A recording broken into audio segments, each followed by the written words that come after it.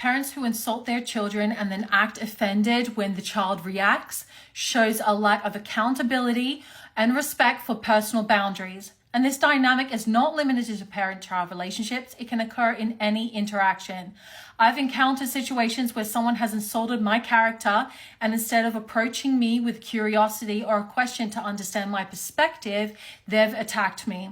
When I responded, they act as if I was the one wrong for defending myself.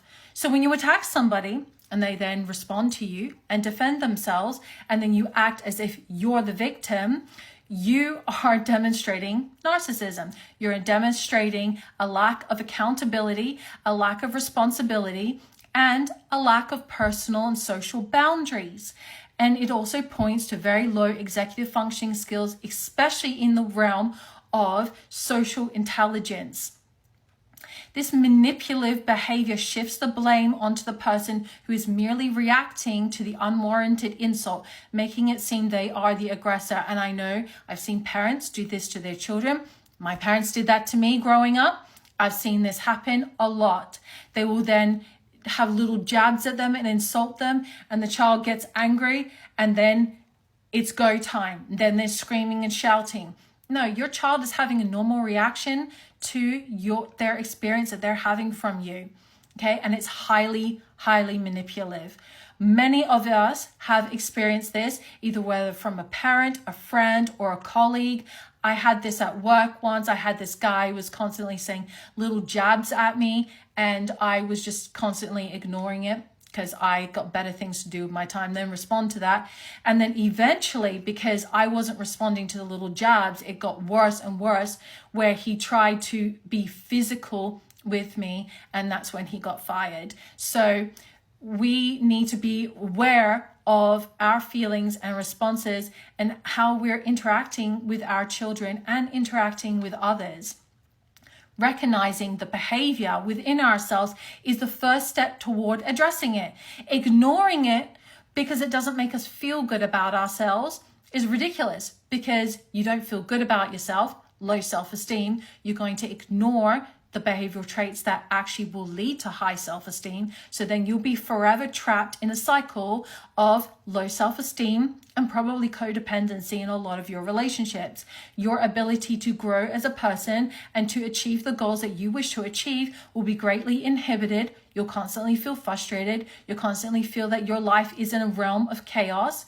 So instead of ignoring the facts because they hurt your feelings, raise your standards.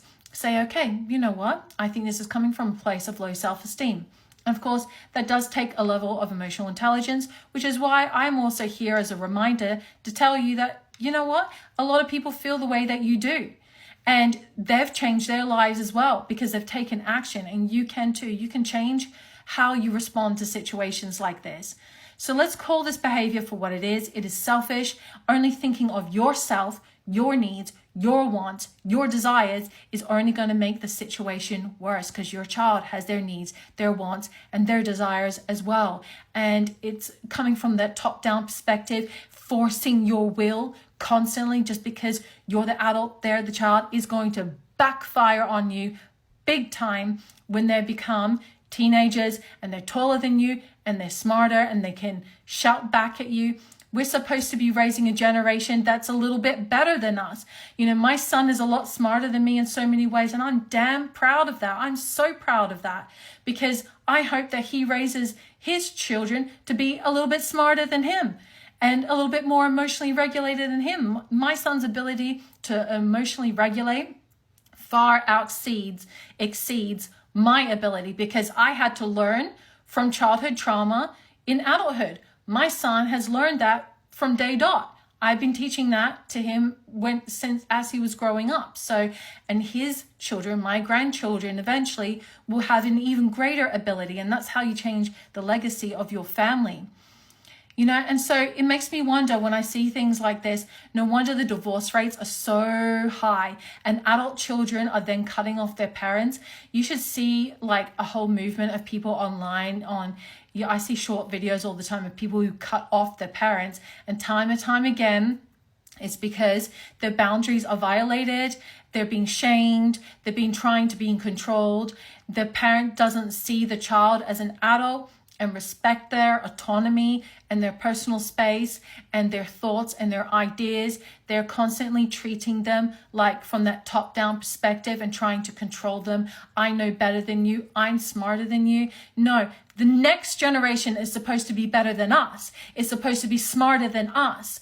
I'm proud that my son is smarter and better than me in so many different ways. That's how it should be. That's how society progresses. Society halts and it turns into chaos when we are trying to crush our children and try to elevate ourselves. Our children are going to be around a lot longer than us. And so what happens when we crush them and we constantly elevate ourselves? We're going to cause so many issues long after we're gone, and that's incredibly entitled and incredibly selfish perspective to have. By understanding that the fault lies with the one who initially insults, then feigns victimhood. Feigning victimhood is a very common thing I see on social media. We can better navigate these interactions and maintain our self-respect. And that's what I'm saying. Raise your standards. Have some self-respect. Think about your legacy that you're passing down to your children. Your children and your children's children should be smarter, better, more knowledgeable than you. That's how it should be.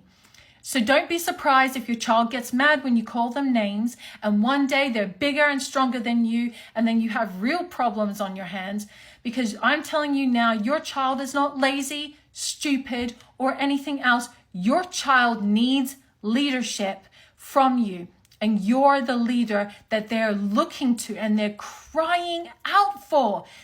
Real leadership. And you're calling them lazy and stupid, and you're attributing temporary behaviors to permanent character traits. You're saying, you're this, you're that. No, they aren't anything. They haven't developed their character yet. They're developing their character in development. They're not lazy. They're not stupid. They're making mistakes. They are learning. They are growing, and they need leadership. They do not need shame or hate.